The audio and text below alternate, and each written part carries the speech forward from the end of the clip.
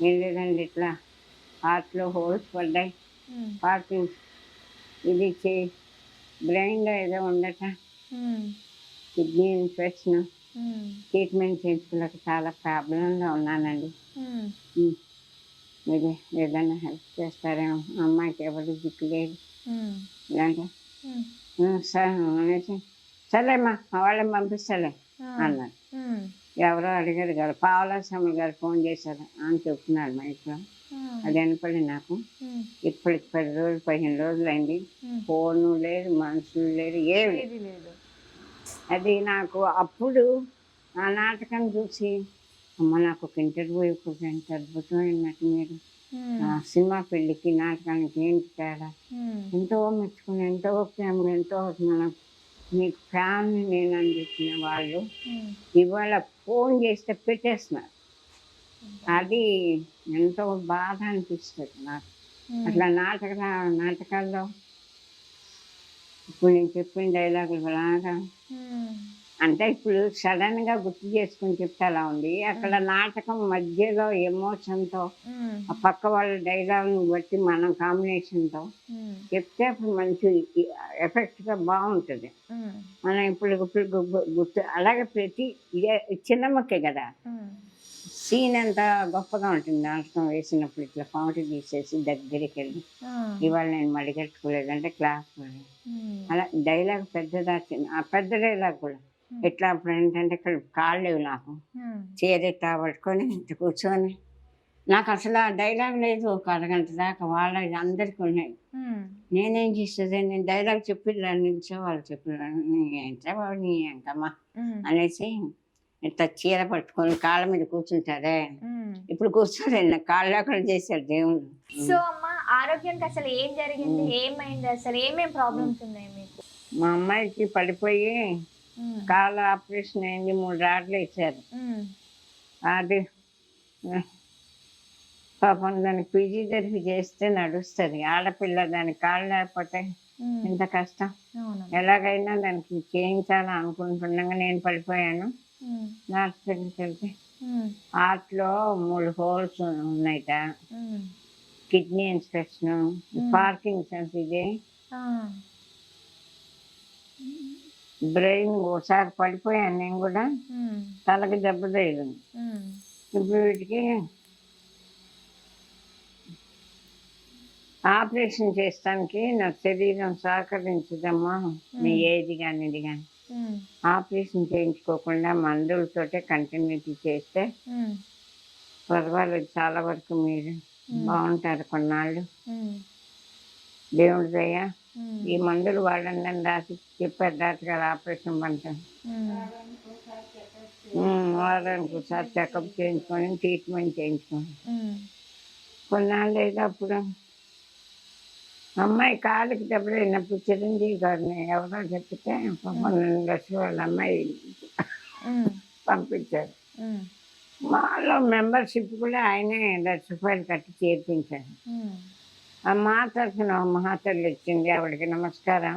హ్మ్. ఆవిడొచ్చేసి ఆపరేషన్ చేయించుకోండి. హ్మ్. 6,00,000 అవుతాయి. హ్మ్. మేము 2,00,000 మా తరఫున ఇస్తాం. మిగతా 4,00,000 మీరు పెట్టుకోవాలా. హ్మ్. మీ అమ్మాయి సంగతి మాకనవసరం. హ్మ్. అందుకంటే ఆవిడ మెంబర్ కాదు కదా మాలో. మీరు అవును. మెంబర్ కాబట్టి మీ విషయమే మాకు అని చెప్పింది. హ్మ్. అమ్మ డాక్టర్ గారు చెప్పారు మీ ఏజ్‌కి మీరు ఆపరేషన్ చేయించుకుంటే పైకి పోతారని హ్మ్. నేను చేయించుకోనన్నా. హ్మ్. అయితే నాతో మాట్లాడొద్దని వెళ్ళిపోయింది. మరి ఆవిడ ఏం చెప్పిందో ఏమో మా వాళ్ళెవ్వరు ఫోన్ చేయలే నాకు. హ్మ్. ఏమైందమ్మా? ఒకవేళ నేను తప్పుగా ఏదైనా మాట్లాడితే అమ్మ ఎందుకిట్ట మాట్లాడారని నన్ను అడగొచ్చు కదా! హ్మ్. అడగలేదు ఏం లేదు. హ్మ్. తర్వాత శ్యామల, పావలా శ్యామల చనిపోయింది అని మెసేజ్‌లు పెట్టేశారు అందరికి. అయ్యయ్యో! వాయిస్ రికార్డ్ కూడా ఇచ్చారు కొంతమంది. ఆ! కొంతమంది కాదు కొన్ని చోట్ల. హ్మ్. తర్వాతేమో ఆత్మహత్య చేసుకుంది పావలా శ్యామల. ఇలా అనేక రకాల నాకివన్నీ తెలియదు చాలా రోజుల తర్వాత. నాకేంటి హ్మ్. నిజంగా నేను చచ్చిపోతానేమో ఈ హార్ట్‌లో హోల్స్ ఉంది. పెళ్ళేమైపోతుందని బెంగ. హ్మ్. 3 నెలల వరకు నాకసల ఏమి తెలీలే. హ్మ్. ఏం దేవుడా! దేవుడా! హ్మ్. నా బిడ్డ కోసం నన్ను బతికించు అని అదే బెంగ పెట్టుకొని ఉమ్. ఇంట్లో ఉన్న ప్రైజులు సామాన్లు ఇవి అవి అన్నీ అమ్మేసి ట్రీట్మెంట్ చేయించుకున్నా. మీకు వచ్చిన అవార్డులన్నీ అమ్మేసినారు. చాలా అమ్మేశాను. 1, 2 కాదు, 2000 సార్లు ఉత్తమ నటి. అన్ని ఎక్కడ పోయినా ఉత్తమ నటి. ఉమ్. నా నాటకాలు అలాగే ఉండేవి, నా డైలాగ్స్. ఉమ్. మీకు టైం సరిపోదు, నేను అందుకే అన్ని నాటకాలు ఒక్కో నాటకంలో ఒక్కో డైలాగ్ చెప్పానంటే మీకు ఉమ్. వాళ్ళంత టైం తెలుస్తుంది ఎంత పేరు వచ్చిందో నాకంత. ఉమ్. అయితే అవన్నీ అమ్ముకొని నేను కొన్నాళ్ళు తిన్నాక ఉమ్. ఇప్పుడు ఆ డబ్బులు అయిపోయింది. ఇప్పుడు ఏంటంటే మా పాపకి కాళ్ళు రావు, లేచి నిలబడలేదు. నేనన్నా నయం కదా, ఉమ్. ఆ, కూర్చుంటా. మీరైనా కూర్చుంటారు. అప్పుడు మోకాళ్ళు నొప్పులు ఉన్నాయి అంతకుముందు నాకు.